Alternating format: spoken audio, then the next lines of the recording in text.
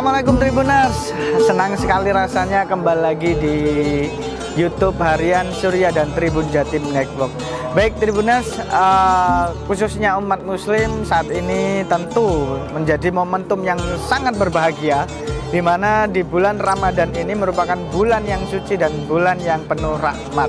Nah, untuk edisi bulan Ramadan kali ini khusus dan eksklusif kita akan membahas pesantren yang ada di Surabaya. Di program Pelestari Pesantren ini kita eksklusif mendatangi kampung di mana kampung ini dikenal dengan kampung pesantren, yaitu Kampung Dresmo. Nah, bagaimana keseruan kita ke Kampung Dresmo? Yuk ikuti saya hari ini.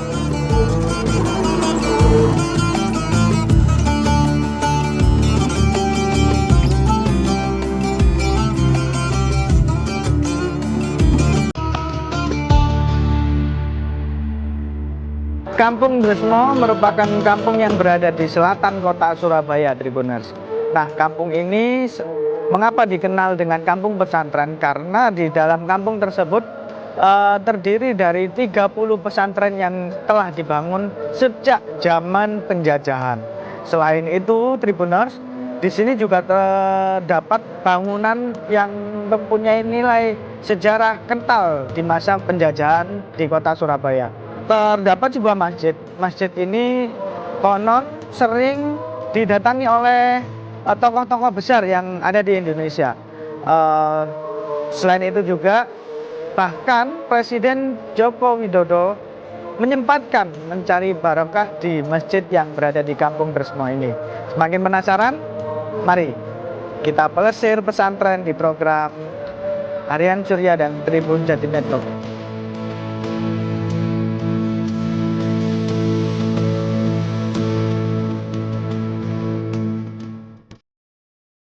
Gus, ini yang menarik dari kampung yang dikenal kampung pesantren ini, Gus. Iya.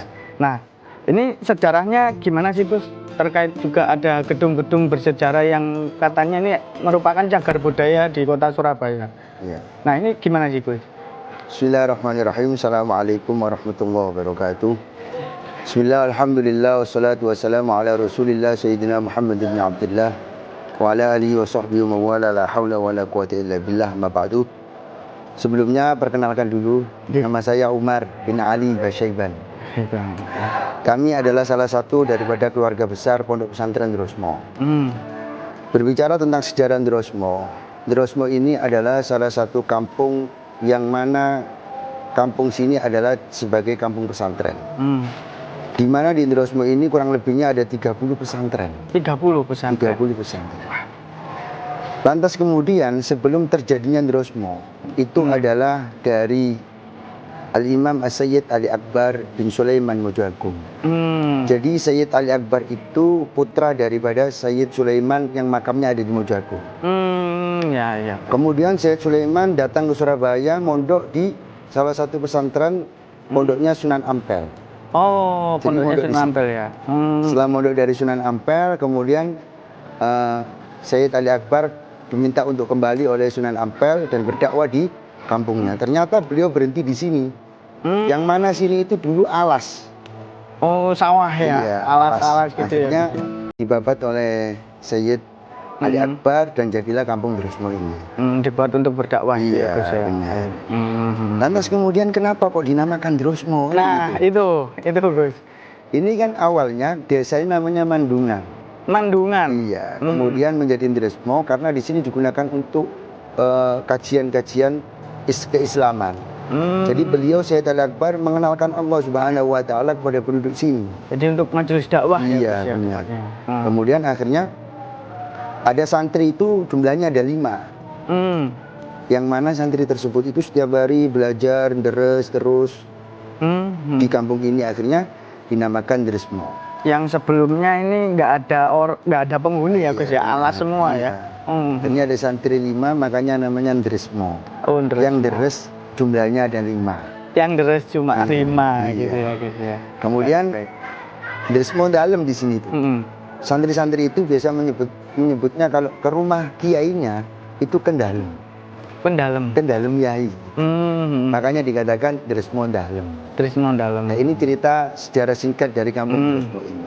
Kemudian diteruskan oleh putra beliau namanya Sayyid Ali Asghar yang makamnya ada di sebelah mana itu timur dari kampung ini. Ada kampung pemakaman keluarga Drosmo. Di situ ada makam Al-Imam Sayyid Ali Asghar. Ali Asghar. Termasuk Ali Akbar ini adalah salah satu tokoh yang gencar-gencarnya melawan Belanda. Benar. Sehingga termasuk pejuang ya Gus ya? Pejuang. Sehingga Belanda dulu ingin menangkap Sayyid Ali Akbar nggak bisa. Ini menarik nih. Kenapa ini? Karena karomahnya mungkin ya. Akhirnya Sayyid Ali Akbar berkata kepada santri-santrinya, Belanda tidak akan bisa nangkap saya. Belanda bisa nangkap saya itu ketika orang-orang di Drosmo ini dikawal oleh Belanda dan ditukarkan dengan saya baru mau. Karena beliau memiliki jiwa yang belas penuh kasih sayang dengan sesama makhluk. Akhirnya alhasil dibocorkan oleh santrinya ke Belanda. Ada yang nakal ya santrinya itu. Iya. Akhirnya semua ditawan oleh Belanda penduduk sini. Dan ditukarkan dengan Sayyid Ali Akbar. Dengan syaratnya syarat pertama lepaskan semua tawanan. Yang kedua bebaskan dari pajak. Ini yang menarik juga dari fakta-fakta yang ada di Kampung Drosmo ini Gus. Nah, kenapa keturunannya kok dipanggil emas? Entah itu wanita atau laki-laki? Iya. Jadi awalnya itu Sayyid Sulaiman. Ketika itu Sayyid Sulaiman di Sunan Ampel. Kemudian tiba-tiba waktu malam hari Sayyid Sulaiman itu mengeluarkan cahaya seperti emas. Akhirnya sama Sunan Ampel sarungnya ini ditali. Oh, sarungnya? Iya, di pagi hari ditanya, siapa tadi malam yang sarungnya saya ikat. Akhirnya Sayyid Sulaiman ngacung saya. Turunanmu semua dipanggil Mas. Makanya kalau sini sudah sepuh, panggilannya Yai Mas. Kalau masih muda, panggilannya Gus Mas atau Kang Mas. Kalau perempuan yang sudah sepuh, Nyai Mas. Nyai Mas. Kalau yang perempuan masih muda, panggilannya Ning Mas. Tidak bisa lepas sampai sekarang.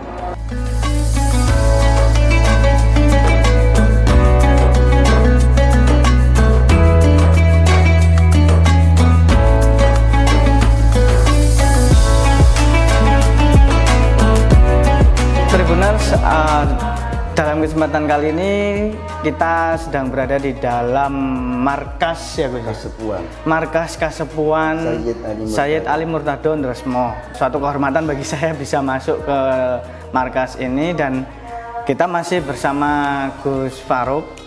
Tadi sudah perkenalan terkait sejarah Drosmo ya Gus ya. Nah, tadi kita juga sempat beribadah sholat maghrib di Masjid Ali Murtado ya Gus ya? Ali Akbar. Apa sih Gus yang menjadi daya tarik sendiri itu tabarukan atau bagaimana ini Gus? Iya baik. Untuk Masjid Ali Akbar itu ya sebagaimana masjid-masjid yang lainnya. Artinya ya digunakan untuk beribadah. Tapi sisi lain ada para pejabat-pejabat daerah, presiden pun datang ke sini itu untuk tabarruk. Artinya mengambil berkah dari sesepuh-sesepuh di Drosmo. Pak Presiden Jokowi ya, Gus ya. Di tahun 2014 atau 2015 itu ya? Saya lupa itu. Jadi Pak Jokowi itu sebelum jadi presiden waktu itu beliau ya waktu mau coblosan. Itu beliau datang ke sini, waktunya itu bulan Ramadan. Kemudian habis sholat maghrib mau menjelang isya. Kemudian beliau sekaligus ikut sholat taraweh. Ikut sholat taraweh ya? Sampai selesai. Sampai selesai? Iya, padahal sholat taraweh di sini itu selesainya jam 9, setengah 10. Oh. Karena baca 1 juz penuh. 1 juz penuh ya Gus ya? Jadi Pak Jokowi ikut taraweh di sini. Ikut taraweh ya? Iya, subhanallah. Sampai selesai. Kalau kita ngomong sejarah, ini digunakan banyak qiyamul lail. Masjid sini kalau malam saman ke dalam, penuh. Apalagi waktu Ramadan. Ramadan. Jadi waktu Ramadan itu malam di dalam masjid itu penuh banyak orang. Iktikaf di situ, tapi lampunya tetap mati. Oh, lampunya tetap mati ya Gus ya. Hanya kipas-kipas saja yang nyala, lampu tetap mati.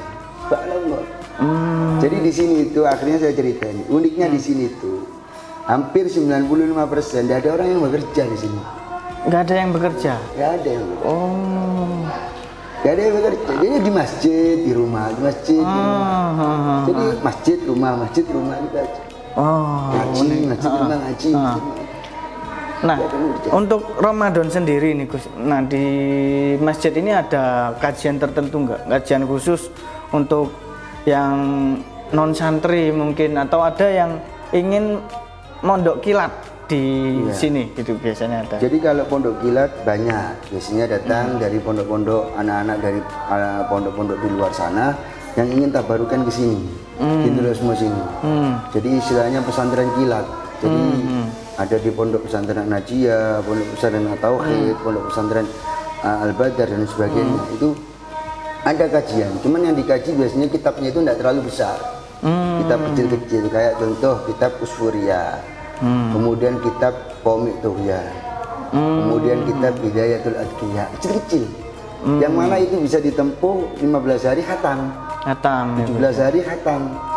Paling lama mungkin 25 hari. Itu kitab yang agak tebal-tebal.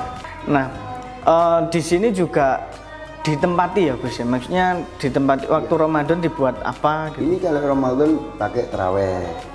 Terus pakai kajian. Setiap hari Sabtunya ya ada kajian Sirah Nabawi di sini. Sirah Nabawi yang mana biasanya yang ikut ngaji ya keluarga Nurosmo sendiri sini. Jadi tanpa santri, cuman keluarga Nurosmo yang baca gantian. Kadang saya, kadang yang lainnya gantian baca. Nah, uniknya tadi setiap malam ini nggak bakal ditutup ya Gus ya, masjidnya ya. Bahkan kalau ditutup pun kita itu semua tahu tempat kuncinya. Kuncinya taruh di luar dicandalkan gitu. Jadi tinggal masuk sendiri, nyalakan kipas sendiri. Jadi tempat masing-masing. Kan kadang-kadang itu saking banyaknya kita masuk kan gelap. Sampai kesandung tersandung orang itu. Di situ ada orang. Masya Allah. Semua itikaf mendekatkan dirinya kepada Allah Subhanahu wa taala. Kalau kita berbicara kultur di Nurosmo ini, ya saya bilang, yang perempuan kalau sore ada bacaan rotib haddad. Kalau sore hari. Rotib haddad, atos juga ya. Rotib haddad. Rotib haddad. Baik. Kemudian kalau di hari Kamis ada roha hikam, musyawarah kitab hikam. Karangannya Imam Ibnu Athaillah Sekandari. Itu habis zuhur, Kamis habis zuhur. Hikam ya Gus. Iya, hikam udah dikasih musyawarahkan di sini tuh. Itu kitab cukup berat itu Gus itu. Musyawarahkan hikam. Mestinya kan kalau musyawarah membahas tentang hukum furu'iyah fikih, kita fikih. Nah, ini kita hikam. Kemudian kalau hari Jumat ada musyawarah kitab Fathul Wahab. Fathul Wahab. Iya. Kemudian di hari Sabtu ada kajian Nurul Yakin fi Sirati Sayyidil Mursalin. Untuk para habaib itu. Di hari Ahad ada pembacaan maulid untuk anak-anak. Di sini tuh anak-anak usia 8 tahun sudah bisa baca maulid.